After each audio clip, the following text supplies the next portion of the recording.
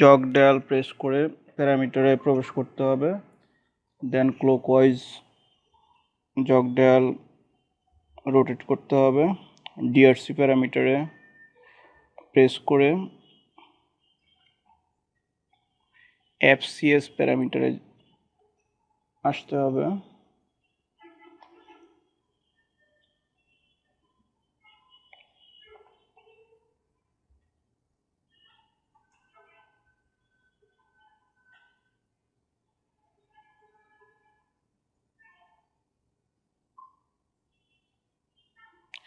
FCS প্যারামিটারে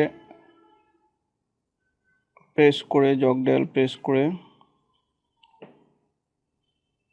পুনরায় clockwise jug dial ঘুরিয়ে INI প্যারামিটারে আসতে হবে। দেন প্রেস 3 সেকেন্ড, 3 সেকেন্ডের জন্য প্রেস করে রাখতে হবে জগ ডায়ালটি। যখন নো প্রদর্শিত হবে তখন ইনভার্টারটি ইনিশিয়ালাইজ হয়ে গেছে, কিন্তু পূর্ণ প্রক্রিয়ার জন্য 3 বার ইএসসি চেপে রেডি মোডে আসতে হবে। এখন পাওয়ার অফ করে 1 মিনিট রাখতে হবে। পাওয়ার অফ করে 1 মিনিট রাখার পর পুনরায় পাওয়ার অন করতে হবে।